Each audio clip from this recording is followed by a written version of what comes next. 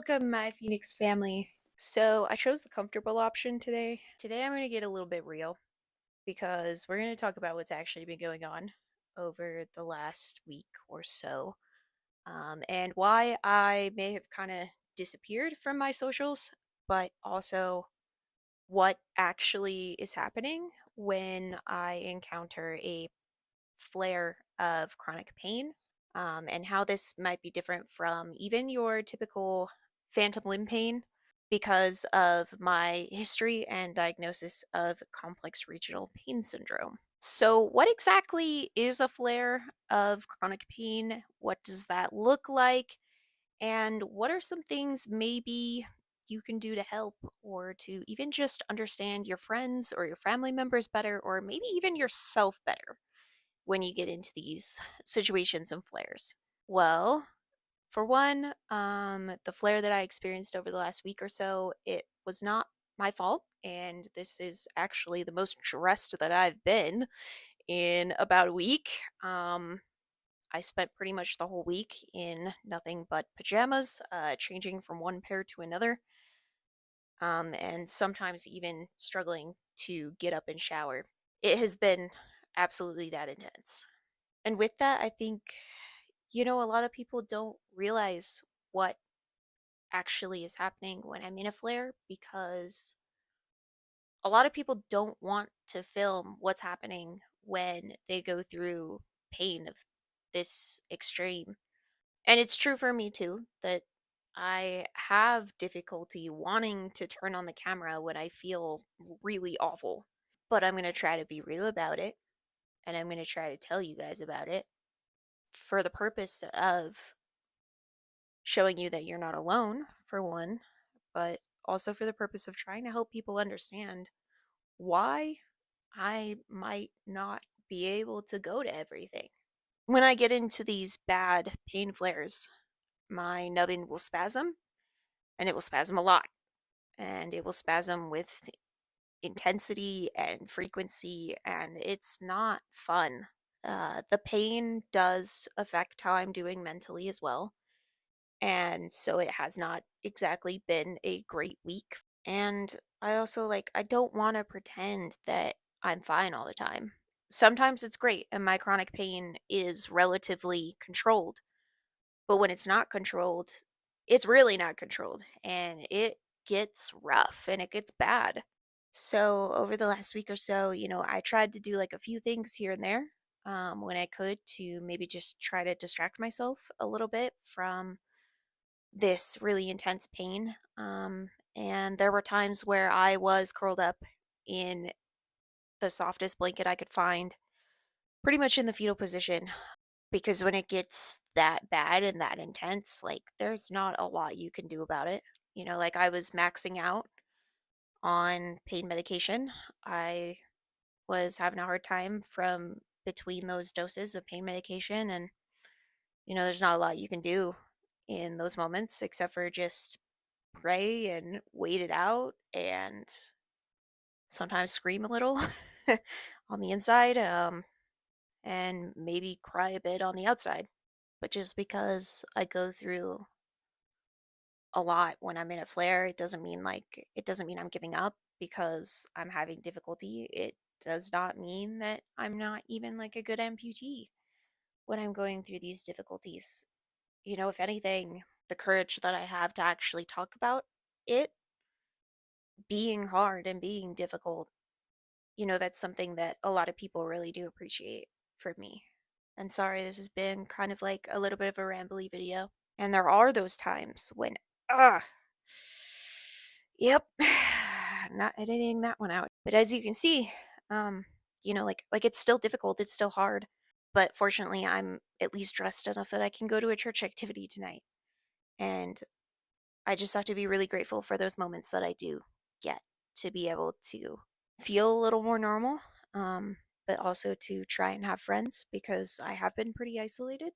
Okay, so I don't want this video to necessarily be like all sad and kind of feel like I'm just complaining about everything, because there are some things that you can do to help yourself or to help someone that you love when they are in a big pain flare like this.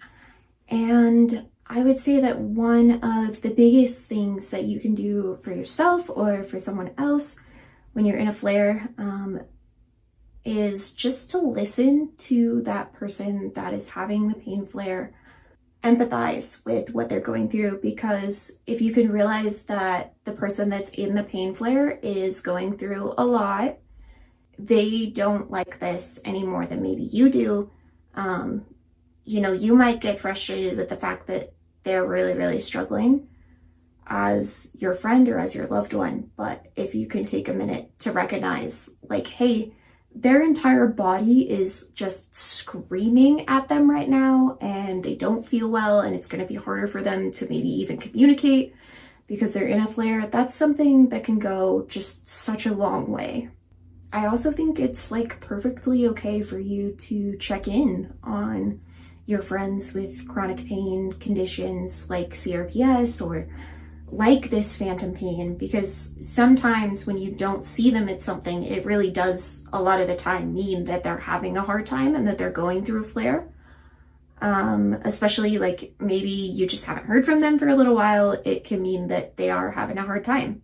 It won't always mean that they're going through a hard time when you don't see them somewhere, but I just think that it's such a powerful thing for people to notice that I'm not at something, because it says like, hey, we missed you and we like it when you're around. And that's something that really does help me a lot. All right, so something else that can also be pretty helpful for people that are going through these really, really rough and tough weeks like I just experienced with my chronic pain. Ooh. Ooh. So the fact that I was able to get up and dressed and go to just this activity with my church group today was like, that was a lot for me to be able to do that, but it meant so much to me because I had been in such a rough state the entire week. And I'm not someone that normally likes to talk about all of my pain on camera. I don't really like showing the parts of my life that are the most painful. And I think a lot of us on social media are like that. I don't know that that's really to any fault of anyone. In the interest of being authentic, I did want to make this video to show you that, like, hey, I don't have the perfect amputee life. I don't even have the amputee life that, like, I thought I would have when I lost my leg. And I'm coming to terms with that, and I'm slowly, like, learning to accept that. Every single amputee out there is going to have bad days like this. And there's going to be days where having that disability is just really, really hard. But one of the things that I've been doing to try to kind of get my mind off of being in so much pain is I try to do things that I genuinely enjoy and that I find satisfaction from, that I can do without like further hurting myself. And so a lot of times that means that like I'm doing some sort of like craft with my hands, or maybe I'm like playing a video game that requires, not like a ton of concentration, but maybe just like a little bit of thought to get my mind off of being in so much pain and like to try to kind of help. And that's something that I definitely recommend to people. Like if you're in a flare, to find those things that you can do, but still like rest your body. All right, well, I hope this video was helpful for you, and hopefully some of my kind of random rambling a little has made sense to you, but also been helpful in terms of either like yourself having a chronic pain condition or someone that you love dealing with a chronic condition, and help you kind of understand what they're going through a little bit more. If you would like to see another video all about CRPS and kind of like what it is and how it's treated, you can click over here, and I'll see you all in the next video. Thanks for watching.